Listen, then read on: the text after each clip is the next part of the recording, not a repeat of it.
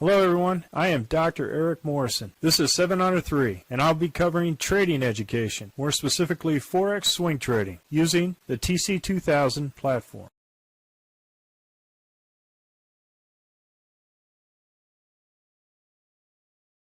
Hello, this is the weekend review for the 27 Forex currencies ending in this week on 16 October at 4 p.m. Central Time. I'm going to start off with the Aussie dollar, Canadian dollar, and as we look here for the week, we started off on Sunday here, first initial trade here, we were out for a very small loss, then a 1-2-3 punch out for a nice trade on the Aussie dollar, Canadian dollar. Aussie dollar, Swiss franc, same thing. We had initial trade here, was stopped out here, and then a nice 1-2-3 punch out. Aussie dollar, Japanese yen, nice trade here, 1-2-3 punch out. Another great trade, Aussie dollar, Zealand dollar, 1-2-3 punch out. Aussie dollar, US dollar, another great trade. You did it here or here. I did this here, 1-2-3 punch out. So all the Aussie dollar pairs were in profit for those trades. Great trade. On Canadian dollar, Swiss franc, we started off on Sunday right here. This was red. I did not take that trade. It came back down. No trade. Went long here. Was out.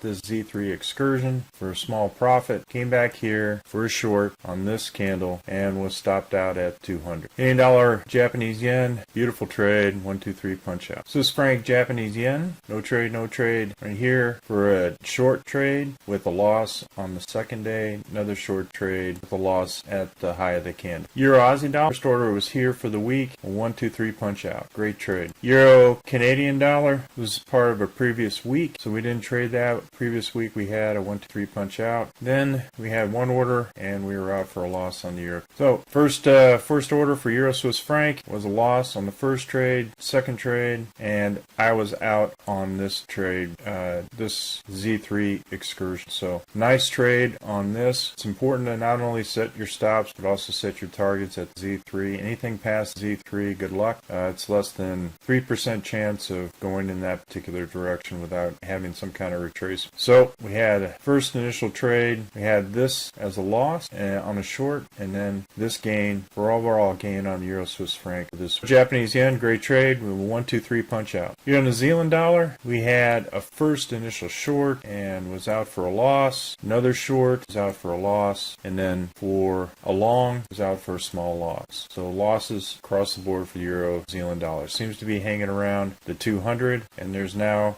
a pinch that is forming with all moving averages converging for the Euro New Zealand dollar. Euro US dollar, we had a small loss on the first trade and a small loss on the second. British pound, Aussie dollar, we had our first long. We're out at the RL10 for a loss. Did not trade the short, traded another long, was out for a loss here, so no trade further on the British pound, Aussie dollar. British pound, Canadian dollar, same thing. One order in for a loss at the low of this candle. Came back for a short, loss at the RL10, and no trade further for the rest of the week. British pound, Swiss franc, hovering around the 200. Had initial trade here. It was a doji. Small loss on this trade. No trade there, no trade there, no trade. Oh, we did have a short on Thursday with another small loss here for the British pound, Swiss franc. British pound, Japanese yen. We had two red candles south the RL10. A nice 1-2-3 punch out. Came back, retraced, went in for a short one order on here with the Heiken Ashi below the RL10, and then punched out for a loss on Friday. But we are seeing a MACD 1030 crossover, so it could be more potential pressure to the downside. We'll see. But we have the 200 and the RL270 here, and a potential pinch action happening with all the moving averages coming together. British pound, New Zealand dollar, we had a doji here. Did not trade it. Wasn't sure if that was red or green on the actual print. So before I went headed, I think it was green before it actually printed. So I did a red doji here. I didn't enter in that trade. When in doubt, don't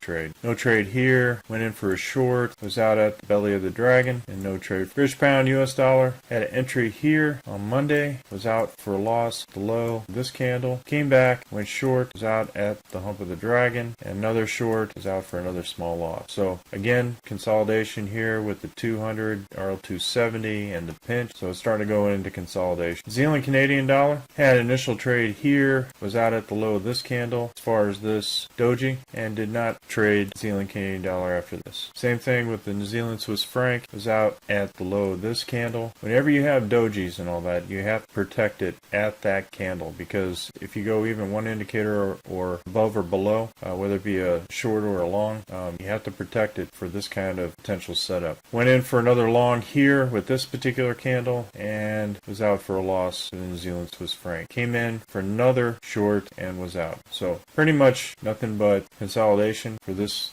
particular period. Let's think about what direction it wants to go. Kind of hovering around 100. New Zealand Japanese yen, no trade here. I did not take this trade because I didn't know if this was below or above at that time. In this case, it was above, so I didn't take this trade. And I did trade this particular trade with the stop at break even, and we had a no risk trade for New Zealand Jap, or risk free trade.